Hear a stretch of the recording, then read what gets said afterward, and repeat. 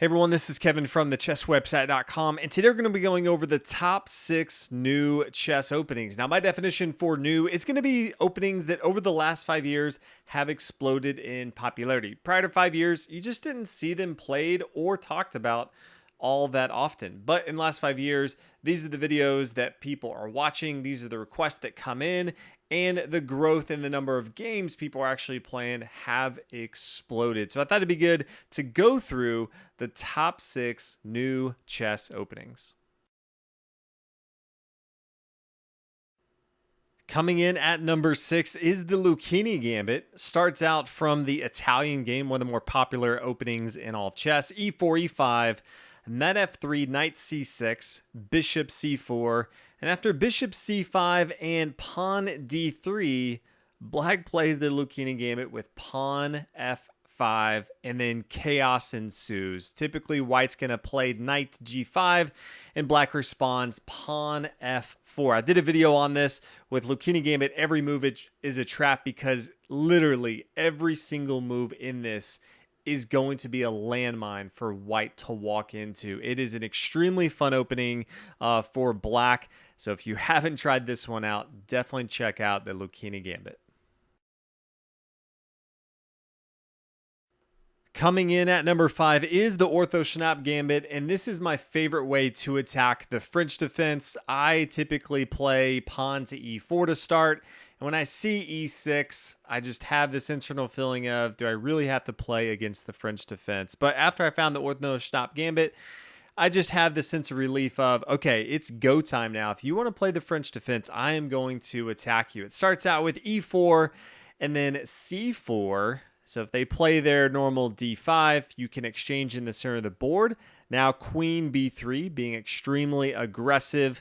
And then after they take bishop to C4. So if you're like me and you want to be pretty aggressive against the French defense, you don't know how to blow things up in the center and continue your aggression, definitely try out the Orthoschnapp Gambit.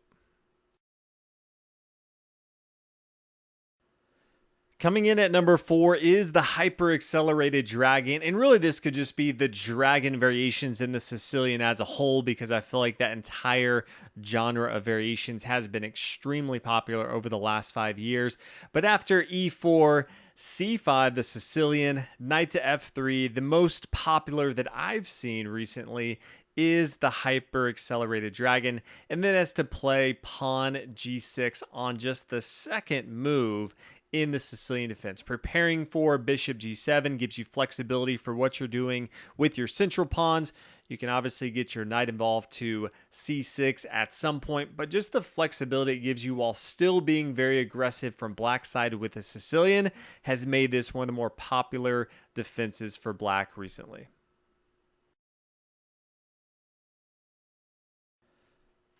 Coming in at number 3, if you watch my videos, you know I had to do something on the King's Gambit. And the most popular variation I've seen recently is the Triple Muzio Gambit because it's the most aggressive. If you're playing the King's Gambit, you're already being pretty aggressive with F4. And after they take here, the Triple Muzio says, we are just going absolutely all in. We're sacrificing any amount of material we can for a really, really strong attack. So knight to F3. Pawn G5, say let's just develop material, bishop to C4, attacking the pawn on F7, which is extremely weak early in the game since the king is the only piece defending it. Pawn to G4, we don't really care too much about the knight on F3. We're going to castle on the king side. After the pawn takes, we're going to get that pawn back with our queen, really just to develop our queen. Don't really care too much about the material. That's not our game plan.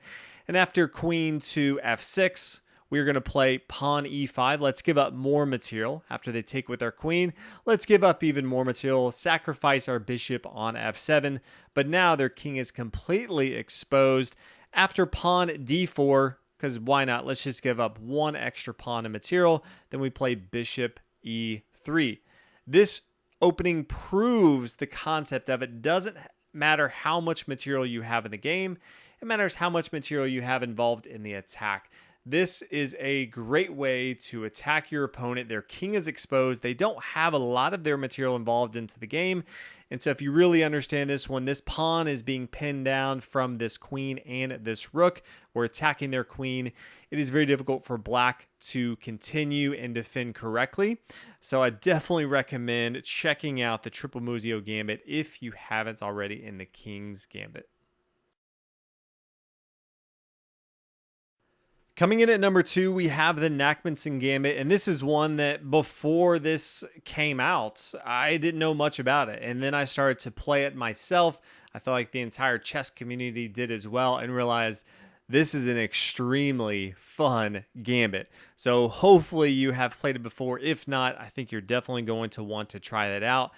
But it's in the Italian game. So e4, e5, knight f3, knight c6, bishop c4, and then instead of bishop down to c5, they play knight f6.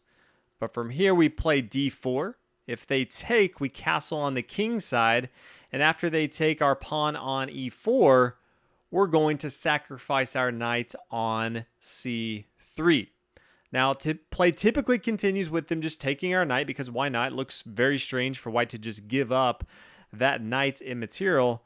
But white's not done yet, because white's not going to play bishop takes on f7, check, sacrificing the bishop on f7. And after the king takes, queen to d5, and things get spicy from here. You can start to see some of the threats. The bishop can easily get involved into the game. The queen is already in the central part of the board. This knight can get involved. The rook on f1 can get involved. The king is just hanging out here. Where does the king go? It's going to be a lot of fun for white. Black, if they're not familiar, are going to have a tough time figuring out how to defend. So Nakhmanson Gambit has been so much fun over the years to watch people play and to do analysis on this, but that's why it makes our list at number 2. Coming in at number 1 on our list is the Stafford Gambit, a fan favorite. So many videos have been made on the Stafford Gambit. It took an opening that was thought to be pretty passive and defensive and not really that exciting in the Petrov defense with e4, e5, knight f3, knight f6 here, and then the knight takes on e5, and then d6, and the knight comes back here to f3. And all of a sudden the Stafford Gambit says, what if we don't play d6? What if instead we play knight c6? And then the fun begins. The accepted line is the most popular, with the knight taking and then the pawn recapturing here. So black is down a pawn in material, but you can see they've completely opened up for all their bishops, their queens to get involved into the action, and it is so much fun to play. Eric Rosen's done a good job of having so many games. You can watch him play. Fantastic chess player. Check his channel out if you don't already. If you really like the Stafford Gambit, he just has so much material on that. But the Stafford Gambit has to be number 1 in the last 5 years. The explosion of this opening, everyone seems to be interested in it.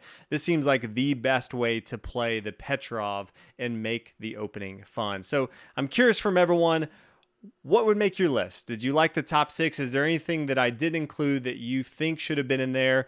Of the top 6, what is your favorite? What's been your favorite top opening over the last 5 years?